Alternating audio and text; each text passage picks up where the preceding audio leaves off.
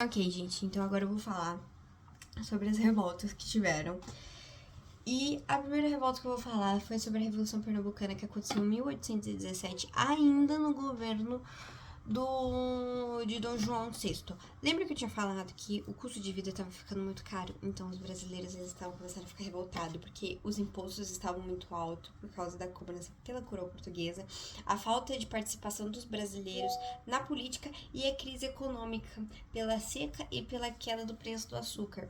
Então a galera estava começando a ficar revoltada, eles não queriam mais.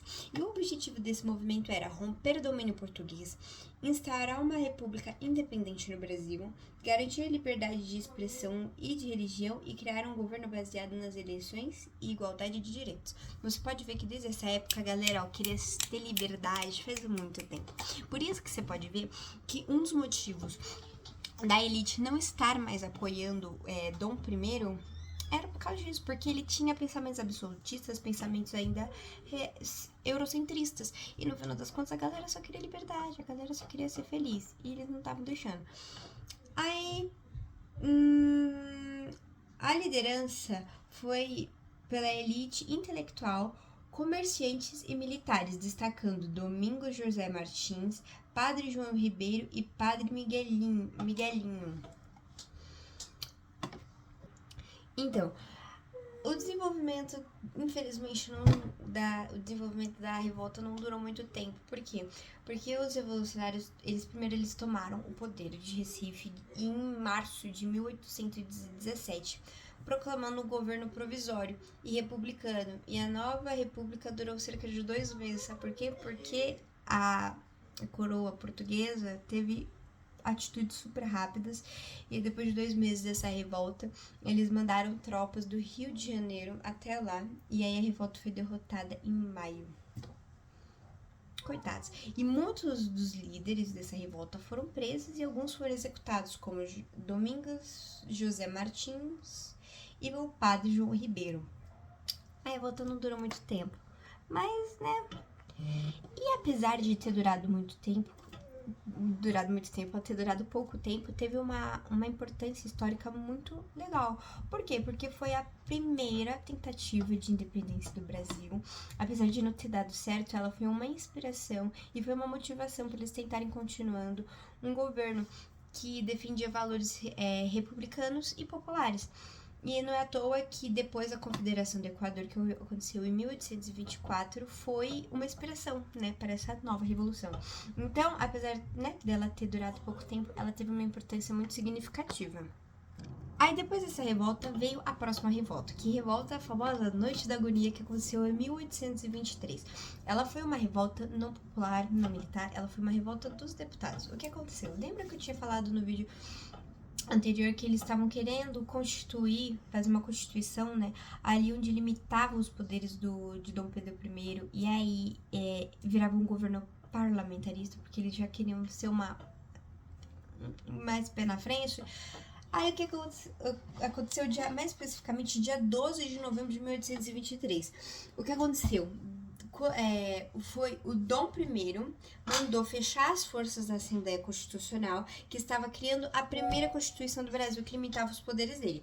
Então, como ele discordava das ideias da Assembleia por causa das limitações de poderes, ele mandou tropas cercarem os prédios e prendendo alguns deputados e muitos deles foram deportados, eles saíram do Brasil.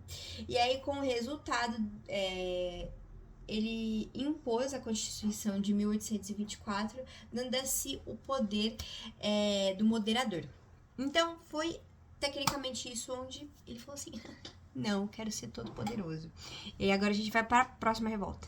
Agora vamos falar da Confederação do Equador, que aconteceu em 1824. Ela aconteceu no Nordeste, mas mais concentrada ali em Pernambuco. Você pode ver que Pernambuco, eles são vida louca. E aí, o que aconteceu? Um dos motivos deles ter começado a revolta foi pelo fato deles não concordarem com a Constituição de Dom Pedro. Primeiro, eles falaram assim, não gostei da Constituição desse cara. Eles estavam rejeitando o poder desse moderador, dele ter o poder total, porque, como eu falei, como a última revolta, né, a Revolução Pernambucana, apesar de ter durado pouco tempo, ela teve muita influência e muitas pessoas queriam ter esse governo mais liberal. E isso, querendo ou não, foi influência do iluminismo, tá? E aí, um dos líderes foi Frei Caneca e outros intelectuais liberais. E eles queriam uma república independente do Nordeste. Mas aí não deu certo porque a gente sabe que Frei Caneca foi fuzilado depois. O próximo problema que acabou gerando a saída de Dom Pedro I do governo foi a Guerra de Cisplatina, que aconteceu de 1825 a 1828. Foi uma guerra bem longa e foi um conflito do Brasil e das Províncias Unidas do Rio Prata, que atualmente é a Argentina. Então você pode ver que eu deixo lá atrás Brasil e Argentina não baixam muito bem. E pela posse da província de Cisplatina, que hoje em dia é o Uruguai. E a guerra foi longa, ela gerou muitos custos e houve também muitas críticas do governo de Dom Pedro. E aí o resultado foi que o Brasil perdeu as terras e logo depois, em 1828, a Cisplatina se tornou o Uruguai independente. Agora vamos falar sobre a última revolta do governo de Dom Pedro I, que foi a Garrafadas, em 1831. O que aconteceu? Foi uma briga, né, um conflito que teve nas ruas do Rio de Janeiro entre dois grupos, os liberais, que eram totalmente contra Dom Pedro I, e os conservadores portugueses, que apoiavam Dom Pedro I. E aí, o nome do conflito se chama Garrafadas, por quê? Porque eles ficavam tacando garrafa e pedra uns nos outros. E aí acabou que o conflito aumentou a pressão para que Dom Pedro I abdicasse do cargo e um tempo depois, né, dia 7 de abril de 1831, ele abdicou do cargo. Agora eu vou começar a falar sobre as revoltas regenciais que aconteceram de 1831 a 1840, que foi no governo de Dom Pedro II, o coitadinho que não tinha nem idade para governar. Então, agora eu vou falar sobre a primeira revolta, que foi a cabanagem, e ela aconteceu de 1835 a 1940 no Pará. E a revolta foi uma revolta popular, onde foi uma revolta dos indígenas, dos negros, mestiços e camponeses pobres, os cabanos, né? E aí a causa foi a miséria e o abandono, né, do governo central em relação ao norte e toda a rejeição que eles tinham pelo Nordeste, principalmente pelo Pará. E aí que os rebeldes eles chegaram, tomaram o poder do governo da província ali por quase um ano. Porém, contudo, todavia, eles foram violentamente reprimidos pelo governo imperial. E aí, cerca de 30 mil pessoas foram mortas. No caso, mais ou menos ali, cerca de 1/5 da população do Pará daquela época.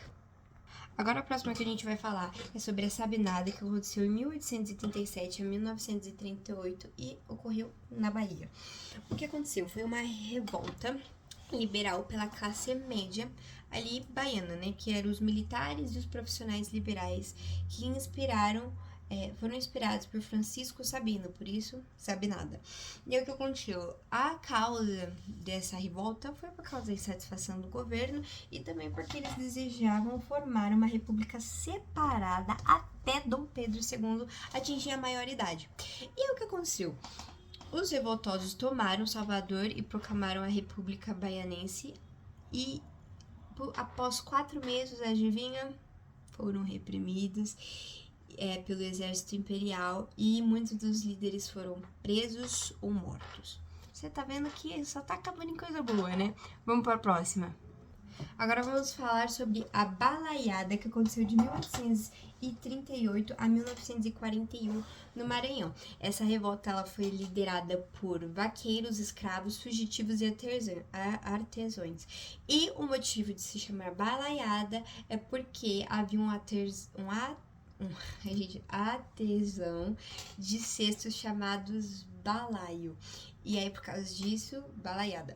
E aí, a causa que motivou eles foi por causa da miséria extrema, a disputas das elites políticas e também por causa da opressão sobre os pobres. E aí, o que aconteceu? Os revoltosos, eles dominaram muitas cidades no Maranhão, porém, contudo, todavia, eles foram duramente oprimidos pelas tropas imperiais. E foi comandado por Luiz Alves da Lima e Silva, que depois virou o famoso Duque de Caxias. Agora, a gente vai falar da última revolta, que foi a Revolução das Farroupilhas, que aconteceu em 1875 a 1845, que ela aconteceu lá no Rio Grande do Sul. Essa foi a melhor revolta que teve. Por quê? Porque ela foi comandada, né, pela elite gaúcha, por conta que eles estavam discordando com o governo imperial, porque estava tendo uma alta muito grande de impostos sobre o charque, né, que é a carne seca, e a falta de autonomia política. E aí, em 1839, os revoltados, eles proclamaram a República do Rio Grandense.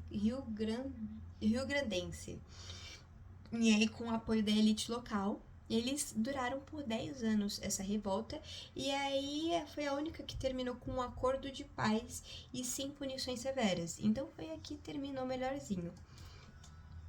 Agora eu vou falar de forma, principalmente essas do segundo império, das revoltas regenciais, eu vou falar as principais diferenças entre elas. A cabanagem, que aconteceu lá no Pará, ela aconteceu por pessoas liberais, porém pobres da base econômica, né? Os indígenas, negros, mulatos, né? Essa galera aí, e acabaram que eles foram mortos e 1/5 da população foi aniquilada por causa do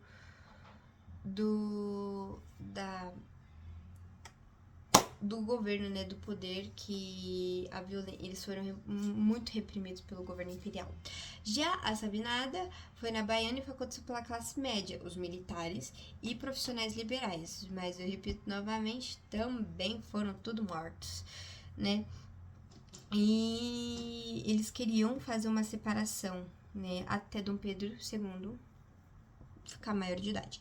Aí tem a balaiada, que aconteceu no Maranhão, que também foi dos menos favorecidos, né? Não é à toa que foi por causa da opressão aos pobres que eles começaram a revolução.